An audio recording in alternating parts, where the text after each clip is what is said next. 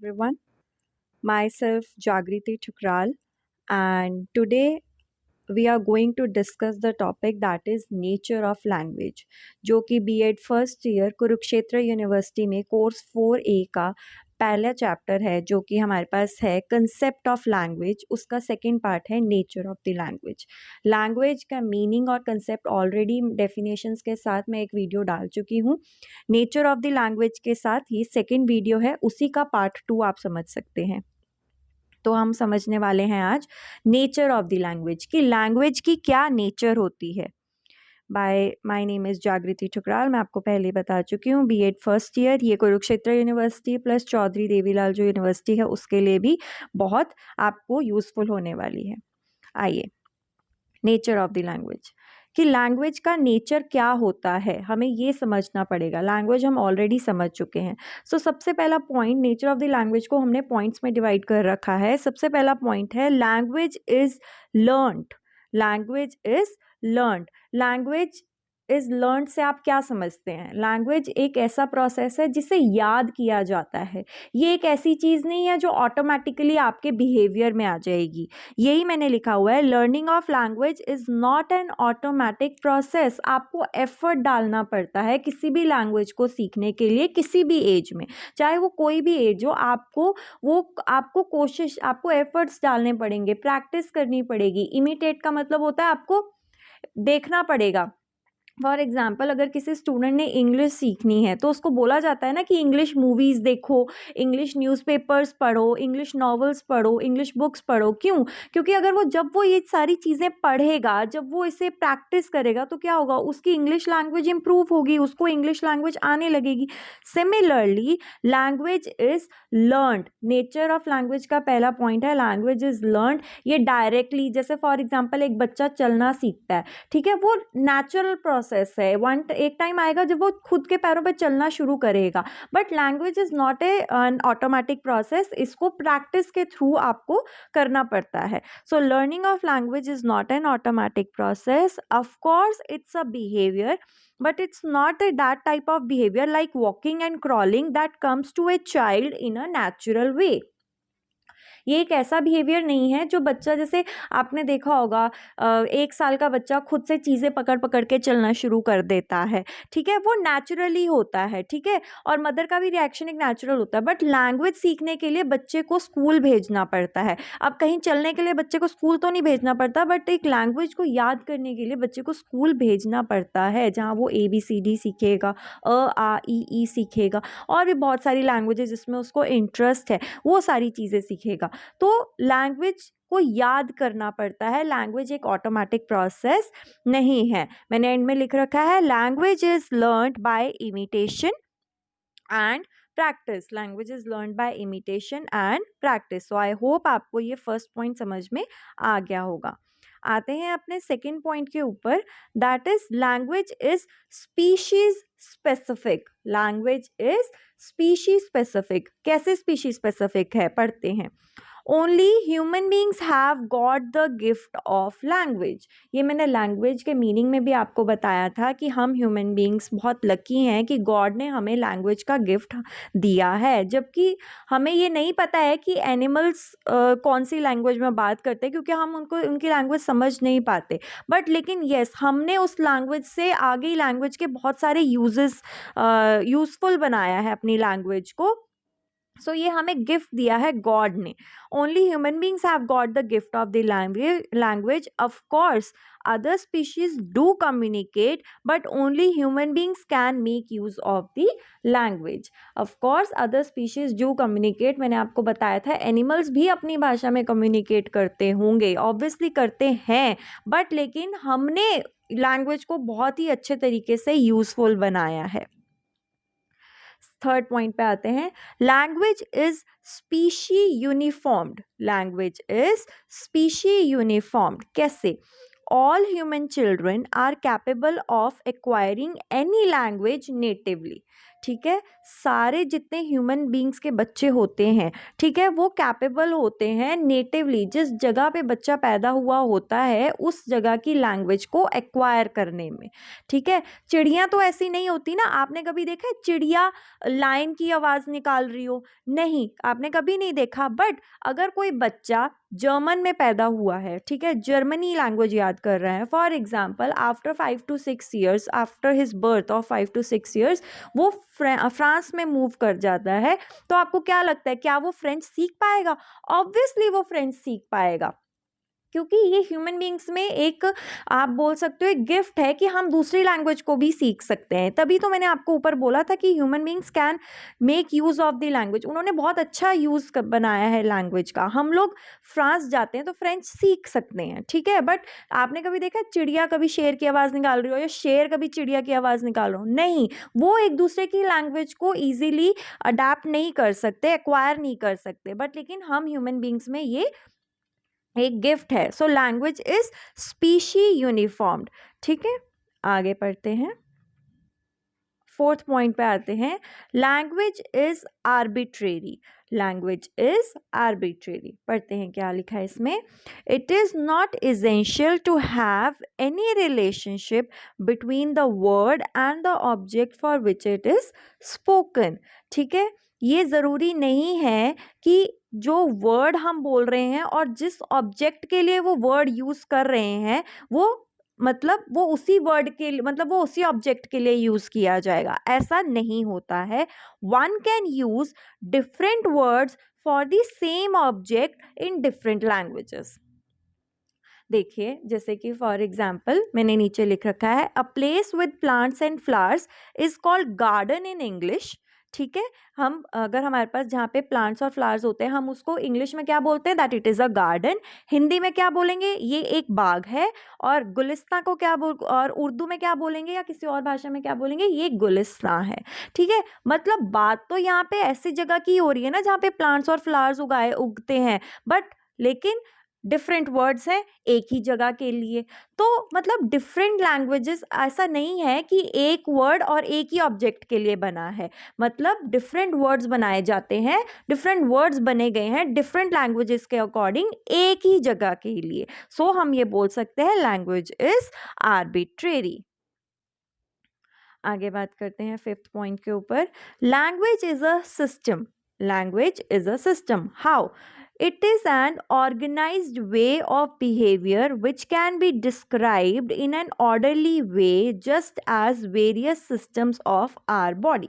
देखिए, लैंग्वेज एक सिस्टम, मैं आपको सिंपल भाषा में समझाती हूँ। फॉर एग्जाम्पल, आप किसी लैंग्वेज को सीखते हो तो सबसे पहले आप क्या सीखते हो, उसकी ABCD सीखते हो, उसके अक्षर सीखते हो, फिर उसके बाद 2 वर्ड्स पे जाते हो, फिर धीरे धीरे बड़े बड़े वर्ड्स बनाते हो, फिर धीरे धीरे सेंटेंस फॉर्मेशन पे बनाते हो, और जब सेंटेंस फॉर्मेशन पे आते हो तो डिफरेंट सेंटेंसेस आपको एक लैंग्वेज सिखा देती है। जब आप डिफरेंट सेंटेंसेस बनाना शुरू करते हो तो हम हाँ बोल सकते हैं कि इस बंदे को यह लैंग्वेज आती है, ठीक है, बोल सकते हैं। तो मतलब कैसे आपने शुरुआत करी, अल्फ़ाबेट्स, फिर वर्ड्स, फिर सेंटेंसेस, ऐसे ऐसे आपने धीरे धीरे शुरुआत करी। सिमिलरली इन सबको मिलाकर क्या बनी, लैंग्वेज। सिमिलरली हम ये बोलते हैं कि हम ये कि ऑर्डरली वे में चलता है। ऐसा तो नहीं कि पहले आप सेंटेंसेस सीखते हो बाद में आप अल्फ़ाबेट सीखते हो या लेटर्स सीखते हो, नहीं, आप पहले अल्फ़ाबेट सीखते हो, फिर वर्ड्स सीखते हो और फिर उसके बाद सेंटेंसेस सीखते हो। सिमिलरली लैंग्वेज एक सिस्टम की तरह है, जैसे कि एक ऑर्डरली वे है। मैंने लिखा it is an organised way of behaviour which can be described in an orderly way just as various systems of our body. मतलब लैंग्वेज को यहाँ पे हमारी बॉडी के साथ कंपेयर किया गया है। कैसे, फॉर एग्जाम्पल, हमारी बॉडी में कितने सारे ऐसे पार्ट्स हैं, हार्ट्स, लंग्स, ब्रेन, ठीक है, और भी बहुत सारे बॉडी पार्ट्स हैं। क्या है, काम तो वो हमारे भले के लिए ही कर रही हैं हमारी बॉडी के अंदर। दो different yet work in coordination, sorry मैं आपसे बता देती हूँ, दो different yet work in coordination. Similarly the system of language functions through sounds, words and structure. Sounds, words and structure से लैंग्वेज सिस्टम की तरह काम करती है। आते हैं अपने सिक्स्थ पॉइंट के ऊपर, that is the symbols of the language are vocal. The symbols of the language are vocal. इस लाइन का ये मतलब है कि लैंग्वेज ज़्यादातर बोलने में ज़्यादा यूज़ होती है। राइटिंग में अगर आप किसी लैंग्वेज को बोलो तो वो राइटिंग एक ग्राफिकल रिप्रेजेंटेशन है, ठीक है। लैंग्वेज ज़्यादातर बोलने के काम में ज़्यादा यूज़ होती है। देखते हैं, language is basically a speech. Language क्या है? स्पीच है, आप बोल रहे हैं, वो आपकी लैंग्वेज है। Writing is the graphical representation of the speech. Writing is the graphical representation of the speech. Many languages in the world, बहुत सारी ऐसी लैंग्वेज हैं जो कि एग्जिस्ट करती हैं सिर्फ स्पोकन फॉर्म में, उनकी कोई भी रिटन फॉर्म नहीं है। तभी ये कहा जाता है कि language is primarily observed as speech. Language primarily कैसे ऑब्जर्व होती है? स्पीच की फॉर्म में, ठीक है। किसी की लैंग्वेज आपको जाननी है, किसी की भाषा आपको जाननी है, तो आप कैसे जानोगे? जब वो बोलेगा तभी आप जानोगे ना। लिख के आपको नहीं पता चलेगा कि क्या, लिख के आपको पता चल सकता है कि हाँ लिटिल बिट ये हरियाणवी। अब देखो, हरियाणा का बंदा भी हिंदी लिखेगा, ठीक है, राजस्थानी भी हिंदी लिखेगा, पर लेकिन जब आप वो बोलेंगे, वो एक्सेंट जो आता है, तो वो हमें पता चलता है कि हाँ ये जो इंसान है ये इस स्टेट से बिलोंग कर रहा है। तो जो उसकी लैंग्वेज है वही उसकी नेटिव प्लेस को रिप्रेजेंट करती है। So the symbols of language are vocals. Language के सिंबल्स क्या हैं? वोकल। जब कोई इंसान बोलता है तब हमें उसकी भाषा के बारे में पता चलता है। आते हैं 7th पॉइंट के ऊपर। Language is always changing. Language is always changing. The language is constantly changing and developing according to the needs of the speaker. जैसे जैसे वक्त बदलता जा रहा है वैसे वैसे हमारी लैंग्वेज भी बदलती जा रही है।